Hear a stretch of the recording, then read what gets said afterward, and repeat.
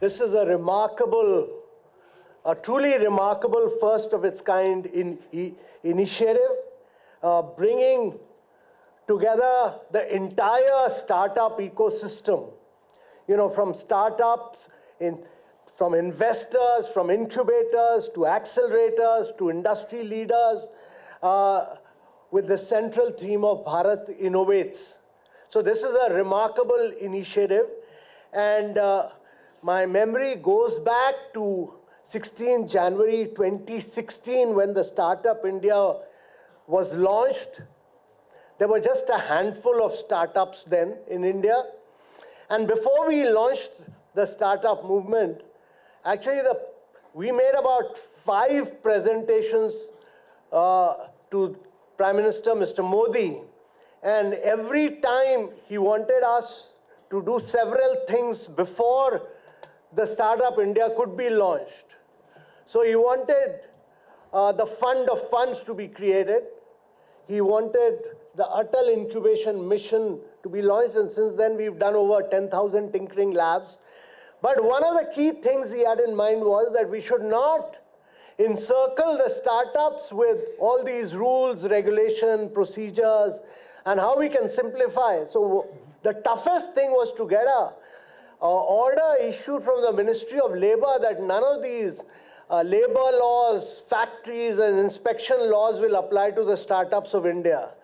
And only after that the Prime Minister agreed to launch the Startup India movement, and when it was launched, there were only the startups who were sitting with him and who inaugurated it along with him. So since then, in the last 8 years, as has been said, we've been able to create the third largest startup ecosystem with over 112,000 startups. 112,000, from 300 to 112,000 startups. That's been the jump in 8 years. We've from about 4 to 5 incubators to over 400 plus incubators, to over about 115 plus unicorns, with a combined valuation of over $350 billion. That's been the startup story of the last 8 years. So we've had almost about a 20x increase in total funding. We've had almost a 12x increase in the number of investors. We've had almost about a 8x increase in the number of incubators since then. And to my mind, this is a remarkable story, and startups have actually created close to over 1 million plus jobs, but they've created over 10 million indirect jobs, and they've contributed to a gig economy of over about 4 million individuals. That has been the remarkable story. So it's a story of growth with a lot of job creation. So it's a story of completely a quantum jump, a meteoric rise, which has been possible because of ease of doing business, because the government people like Mr. R.K. Singh, Mr.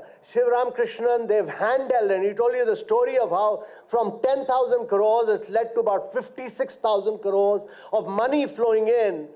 We've been able to, the government officers like Mr. R.K. Singh have been able to cut through the regulatory cholesterol and simplified regulations and procedures.